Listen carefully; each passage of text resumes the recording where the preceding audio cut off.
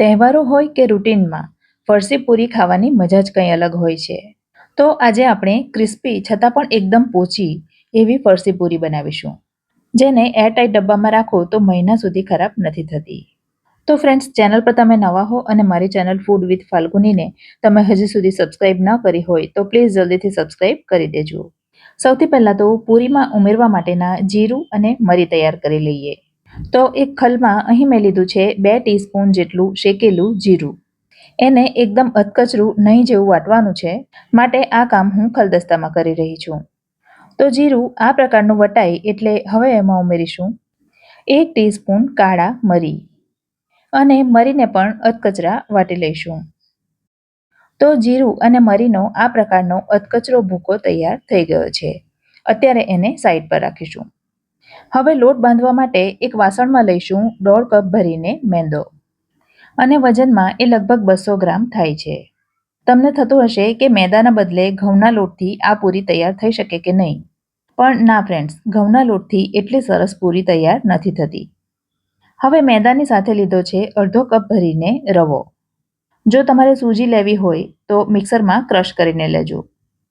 હવે એમાં ઉમેરીશું 2 મોટી ચમચી ભરીને ચણાનો લોટ. આ રીતે થોડો ચણાનો લોટ ઉમેરવાથી પૂરીનો સ્વાદ સરસ આવે છે, માટે તમે પણ એકવાર ચોક્કસ ટ્રાય કરજો. હવે જે જીરું મરી વાટીને રાખ્યા છે એ બધા અંદર ઉમેરી દઈશું.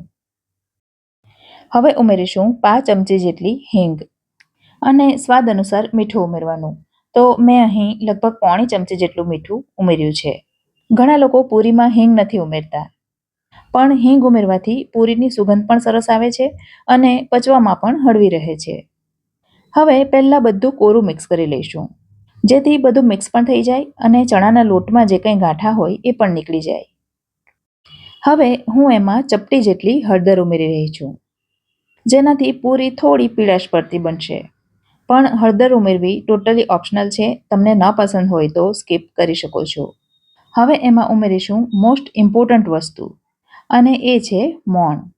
મોણ તરીકે મેં અહીં લીધું છે 1/2 કપ ભરીને પીગાળેલું ઘી, જેમાંથી અડધા કરતાં પણ થોડું ઉપર લગભગ 1/3 કપ જેટલું ઘી અત્યારે મેં ઉમેર્યું છે. જરૂર પડે તો બીજું મોણ પણ ઉમેરીશું.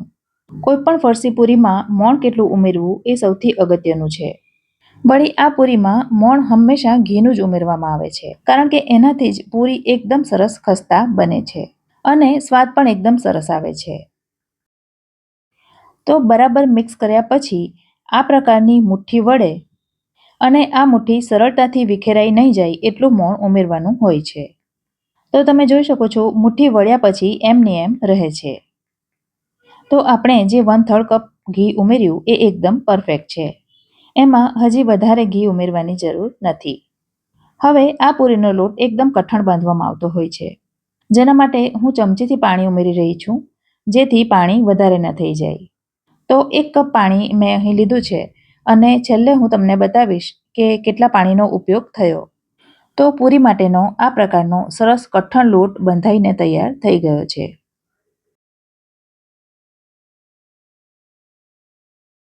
હવે એને 10 મિનિટનો રેસ્ટ આપવાનો છે. તો એને ઢાંકીને 10 મિનિટ માટે સાઈડ પર રાખીશું. અને લોટ બાંધવા માટે જે 1 કપ ભરીને પાણી લીધું હતું એમાંથી 1/4 કપ પાણીનો ઉપયોગ થયો છે. હવે 10 મિનિટ પછી તમે જોઈ શકો છો લોટ એકદમ સરસ સેટ થઈ ગયો છે.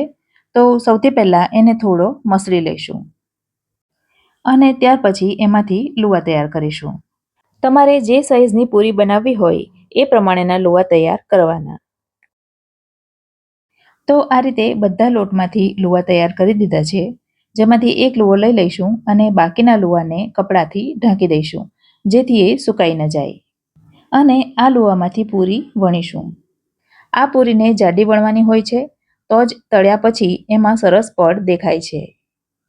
તો આ પ્રકારની અને આટલી જાડી પૂરી વણવાની અને બધી પૂરી એકસાથે વણી દેવાની. મેં બધી પૂરીને એકસાથે પ્લેટમાં લીધી છે, પણ તમે એને છૂટી છૂટી કપડા ઉપર પણ પાથરી શકો. હવે પૂરીને છૂટી છૂટી રાખી ચમચીના પાછલા ભાગથી આ રીતે કાણા કરી દઈશું, જેથી પૂરી તળતી વખતે ફૂલી નહીં જાય. હવે પૂરીને રેસ્ટ આપવાની જરૂર નથી, ડાયરેક્ટ એને તળી લઈશું. હવે આવે છે બીજી ઇમ્પોર્ટન્ટ વાત. કે પૂરીને જ્યારે તેલમાં મૂકીએ ત્યારે તેલ કેટલું ગરમ હોવું જોઈએ. જેના માટે લોટનો એક ટુકડો તેલમાં મૂકીને જોવાનો. જો એ એકદમ ધીમે ધીમે ઉપર આવે તો સમજવાનું કે તેલનું ટેમ્પરેચર એકદમ બરાબર છે. અને એકદમ ઝડપથી ઉપર આવી જાય તો ગેસ બંધ કરી તેલને થોડું ઠંડુ થવા દેવાનું. હવે એક એક કરીને પૂરી તેલમાં મૂકી દઈશું. તો મેં અહીં એક સાથે 6 થી 7 જેટલી પૂરી મૂકી દીધી છે. પૂરીને તેલમાં મૂક્યા પછી તરત એને નથી પલટાવવાની. 2 થી 3 મિનિટ સુધી ધીમા તાપે ફ્રાય થવા દેવાની. જરૂર લાગે તો આ રીતે ચમચીથી એને ધીમે ધીમે હલાવવાનું. અને 2-3 મિનિટ થાય ત્યાર પછી એને સાચવીને ટર્ન કરી દેવાની. આ પૂરી આપણે ઘણી જાડી વણી છે, માટે એને ધીમા તાપે લાંબા સમય સુધી તળવાની હોય છે. તો જ એ સરસ ક્રિસ્પી થશે અને અંદરથી પણ જરાય કાચી નહીં રહે. પૂરી કડક થાય એટલે એની સાઈઝ ચેન્જ કરતા રહેવાનું. આ પૂરીના એક બેચને તળાતા 8 થી 10 મિનિટનો સમય લાગે છે. એકદમ લો ફ્લેમ પર તળવાનું, પણ પૂરી થોડી કડક થાય ત્યાર પછી ગેસની આંચ મીડિયમ તરફ કરી શકાય. અને પૂરીનો કલર હલકો બદામી થાય એટલે એને તેલમાંથી બહાર લઈ લેવાની. તેલમાંથી બહાર લીધા પછી એને છૂટી છૂટી કરી દેવાની. ગરમ ગરમ પૂરી થોડી નરમ હોય છે, એ ઠંડી થાય ત્યાર પછી ક્રિસ્પી થઈ જાય છે. અને એ જ રીતે બીજી પૂરીઓ પણ તળી લેવાની. આ પૂરીને તમે રાંધણછઠ, દિવાળી કે કોઈ પણ તહેવારોમાં બનાવી શકો છો. અને કોઈ પણ તહેવાર વગર બનાવો તો ચા સાથે ખાવાની મજા તો આવે જ છે. બીજા બેચની પૂરીને પહેલા તળેલી પૂરી કરતાં અલગ રાખીશું. એક પૂરી તમને તોડીને બતાવું તો તમને ખ્યાલ આવશે કે પૂરી અંદરથી કેટલી સરસ પડવાળી તૈયાર થઈ છે. અને ક્રિસ્પી હોવાની સાથે સાથે સરસ ફરસી અને એકદમ પોચી પણ છે. આજની રેસીપી ગમી હોય તો વિડીયોને લાઇક કરજો અને તમારા સર્કલમાં શેર કરજો. ફરી મળીશું આવી જ એક નવી રેસીપી સાથે. ત્યાં સુધી મને રજા આપો. આવજો.